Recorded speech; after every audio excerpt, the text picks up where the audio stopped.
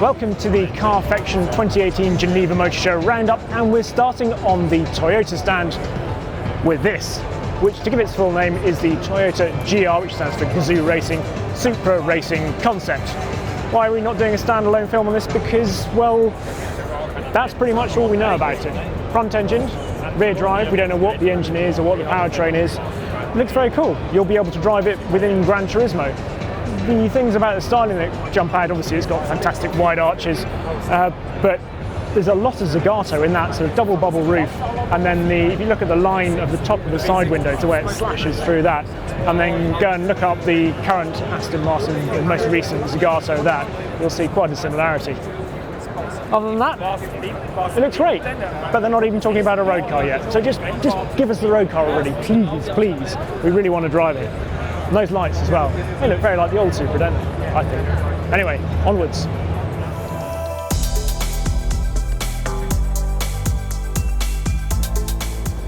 The big news, and I mean big, on the BMW stand is this, the M8 Gran Coupe concept. Now, BMW's concepts frequently are very close to what ends up being put into production, which is a good thing, because this is very mean and moody, and yeah, it looks great.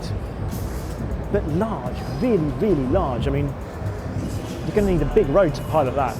Anyway, let's go and look at another very fast coupe, which we're slightly closer to driving over on the Mercedes stand, just over there. This is the Mercedes-AMG GT63 S4MATIC, which is quite a mouthful. Essentially what you need to know is that this is a four-door coupe version of the AMG GT Coupe, so it comes specifically from Afatabak. And it looks like it's going to be, well, a direct rival really to the Panamera. It comes in three different flavours at the moment, so the 53, which has got the six-cylinder with the electric boost in it, then the 63, it's got dark in this, isn't it? 63, and this, the headline 63S with 630 brake horsepower.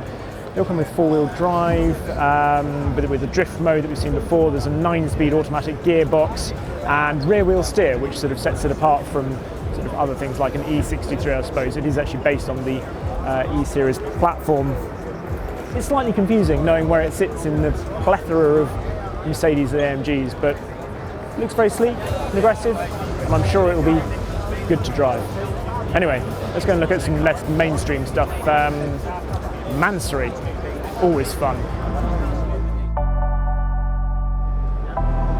You have to admire Mansory, really. I mean, they've got a bigger stand than ever. I think they've got sort of about 8 cars here of all varieties, and despite the criticism that they get, I assume they must be successful.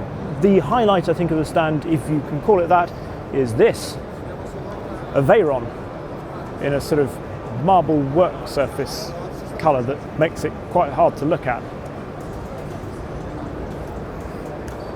I really don't know what else to say.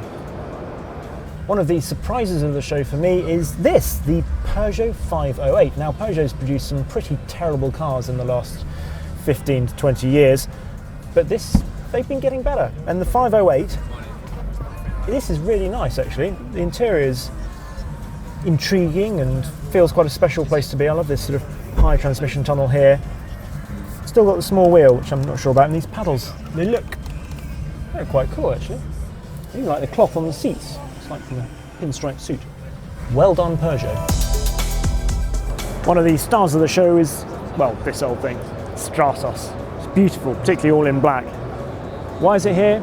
Because they're trying to produce a modern day version of it. You might remember it from a few years ago. It was then based on a Ferrari 430 chassis. And there it is, over there. I hope it makes it into production this time.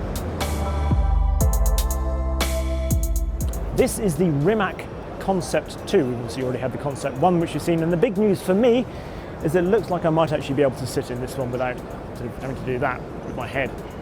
For other people, the big news though is it's got over 1900 brake horsepower, and we're thinking that the 0 to 62 mile an hour time is going to start with a 1. I've, to be honest, only just got used to the idea of cars doing 0 to 62 miles an hour in times that begin with a 2, and now we're already moving on to it. It seems ludicrous.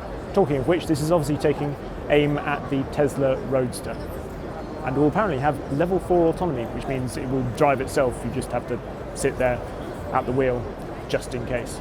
Anyway, let's go and look at some other cars that aren't electric and are very different. I think Rolls-Royce is calling over there.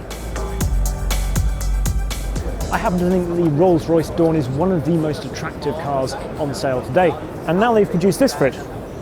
This section, this panel that can be put over the back two seats to make it even sleeker, not a two-seater. Obviously, if you want to convert it back to a four-seater, it simply lifts off, making the Dawn even more attractive. Elsewhere on the Rolls-Royce stand, we've got a few other customization bits and bobs. We've got the first ever rose gold Spirit of Ecstasy, and there are a few of these in the Phantom. You can now choose your artwork to go on your centre console, and there are a few interesting versions of those. Where next? I think some sports cars are in order. McLaren, over there.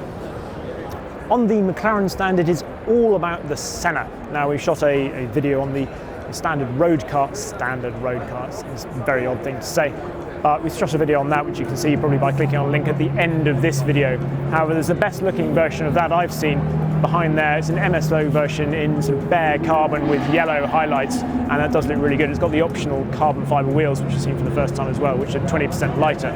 However, what's getting all the attention is this. It's the Senna GTR. So the same as P1 and then P1 GTR, this is that, track only. It's extraordinary, a little bit more power, just 25 horsepower more, so 825 as opposed to 800. It's going to be a little bit lighter, it's going to have a shed a load more downforce, as you can see by this frankly ridiculous splitter. Over 1,000 kilos of downforce, they're saying. I mean, it's so low, so it just sounds so far. There's going to have to be a sort of a dry line, a wet line, and then a Senna GTR line that avoids all the curves. Madness. This is the first time I've seen the Polestar, which is obviously going to be hybrid with 600 brake horsepower, 2 electric motors on the rear axle, and it's dripping with sort of nice names like Öhlins dampers and Akabono brakes. The main thing at the moment though is it just looks brilliant. I mean, the Volvo design department, whatever they're serving their canteen, I would like some. Not that I design cars, but you know what I mean. This is one of my stars of the show. It's brilliant. It's called the Microlino, and it'll do 90 kilometers an hour, and it's 12,000 euros, and yeah, weighs 434 kilos. It reminds me, obviously, of a BMW Isetta. Count me in. It's a tall man in a small car. We really are getting to the weird and wonderful now. I think this might be the weirdest, certainly not the most wonderful car here. The Sin S1, which looks like it's been designed by Banana Man. But actually you can take off, as Charlie pointed out, you can take the headlights off, and I think the rear panels as well for track work. I really don't know what to make of that. We are on everyone's perennial favourite at the Geneva Motor Show, the Ruf stand. And here we have their latest creation. And very beautiful and wonderful it is too. It is, I suppose, essentially a naturally aspirated version of the Yellowbird that was on here last year. So it's got a 4-litre water-cooled Metzger engine, 510 PS, 347 pounds-foot of torque, manual gearbox, Irish green. The clever thing about it is it has the carbon chassis underneath it. So it might look like a 911, normal 911 to you, but it's actually got a 17mm longer wheelbase. The doors are actually 20mm longer as well, and shorter overhangs front and rear though, so it retains the overall length of the car you might expect to see. It is just beautiful. Lots of carbon fibre, so 1250 kilos. The price, sadly, is 650,000 euros export. I want one very badly. We're now on the Cupra stand, or Cupra part of the Seat stand, because Cupra, as you may know, is now a standalone brand in its own right. And yeah, I wasn't expecting the Ateca to be the first car that they would productionise, but there we go. I actually quite like the standard Ateca. I drove one a while ago and had a manual gearbox. It was quite nice. So yeah, this has got 300 PS and could be quite interesting to drive. It's not that extraordinary. I quite like the badge they've got. We've got some carbon fibre stuff in here. There's also their e-racer concept on the stand, and that does look very funky indeed. I hope that Cupra, I hope it brings back the glory days of the Seat Cupra Rs and things like that, which were really, really cool cars. And it just feels like because they've gone into their own brand, now they can be more daring. So I hope they are. I hope they're more daring than this anyway. This is the new Fabia, or at least a facelifted version. It's quite hard to tell, to be honest, but it's the new slimmer headlights that really give it away, and the fog lights are slightly different too. What else can I tell you about this? It's a now petrol-only lineup for the Fabia. And that's about it, really. So it's quite good though. Where should we go next? Audi, I think.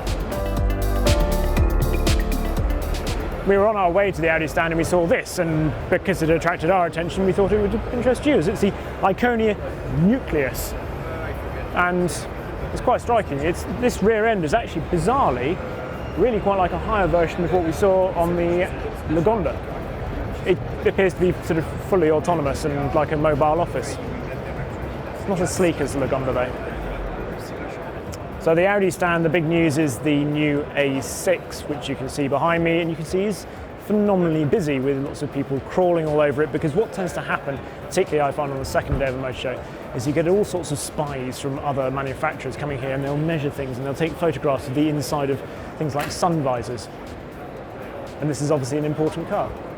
It doesn't look particularly revolutionary. The inside is like the A7 before, which is very nice, and you'd expect from Audi in terms of its design. The exterior, well, it's not going to set the world on fire, is it? But I'm sure they will sell an awful lot of them. To be fair, it looks a little bit slimmer, a little bit sleeker, I would say. The Lamborghini stand. And I give you the Performante Spider. Just imagine yourself. An alpine road, twisting up there, you dive into a tunnel, you hear that V10. Sounds pretty good to me. And for when the Huracan Performante Spider isn't enough in the blue open-top supercar stakes, there's this, the Zonda Barchetta, complete with wonderful V12, that beautiful lower windscreen, and the ridiculous art form of a scoop arching over the cockpit. And that really is it for the Geneva Motor Show this year.